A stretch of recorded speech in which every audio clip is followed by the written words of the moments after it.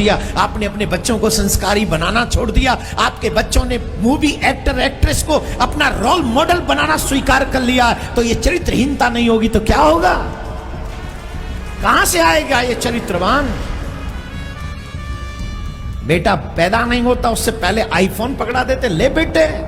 क्यों? वाई?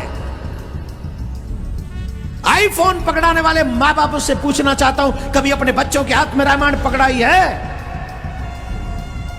हनुमान चालीसा पकड़ाया है? कहीं मेरा बेटा इतना बुरा ना हो कि जिसकी वजह से इस देश की बेटियां असुरक्षित हो जाएं।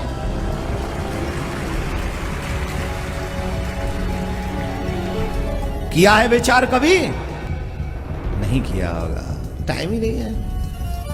किसी को अपने काम से फुर्सत नहीं है, किसी को जब घर में कोई हादसा हो जाए, अरे भाई बचाओ। कहां से बचाओ? तुमने किसी को बचाया था क्या?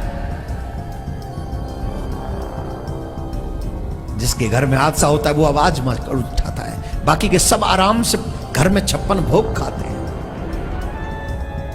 जब समाज में कोई विकृति फैले तो पूरे समाज के लोगों को एक साथ खड़े होकर उस समाज की विकृति को दूर करने का प्रयास करना चाहिए।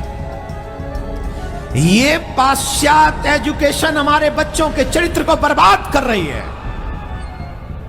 जिसे मैं कल्चर टेररिज्म कहता हूं। कभी पूछा है अपने स्कूल चलाने वालों से, क्या बना रहे हो आप हमारे बच्चों को?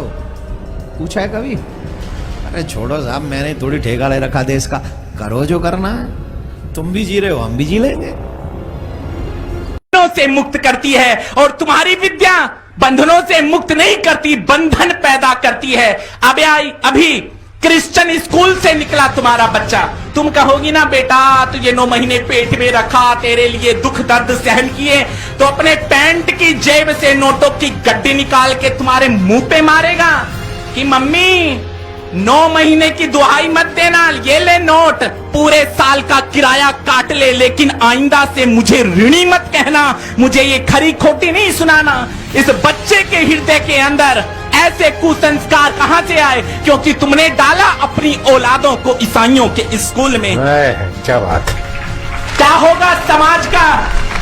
मेरे देश के संतों ने, मेरे देश के गुरुकुलों ने कहा था, पूज्य बापूजी का गुरुकुल है जहां पर संस्कार 25 साल ब्रह्मचर्य धारण करेगा बच्चा, नहीं तो सीधे संन्यास या गृहस्थ में प्रवेश करता था तो ओजस्वी संतानों का पिता कहलाता था।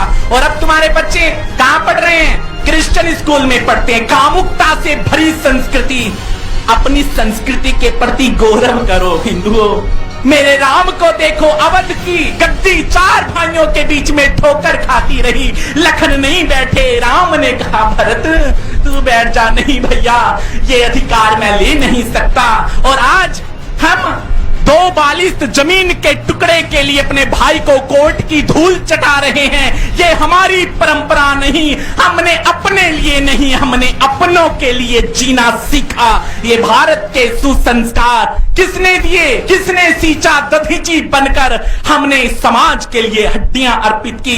यदि सनातन संस्कृति की धारा को प्रवाहित करने के लिए संत उन्मुख ना होते, संत अग्रसर ना होते, तो आज ये भारत की धरा श्रीहीन हो गई होती, भारत भारत ना रहता, हम हिंदू हिंदू ना रहते। इसलिए और ईसाई मिलके इस देश के संतों का सर्वनाश चाहते हैं। क्यों?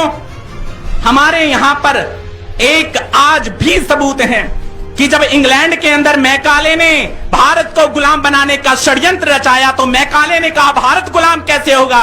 बोले भारत के संतों को चरित्रहीन करने का षड्यंत्र रचो, कीचड़ के दाग फेंको उन पे। क्यों? क्योंकि भारत के संत भारत को ऊर्जा देते हैं, तेज देते हैं, ब्रह्मचर्य की शिक्षा देकर उन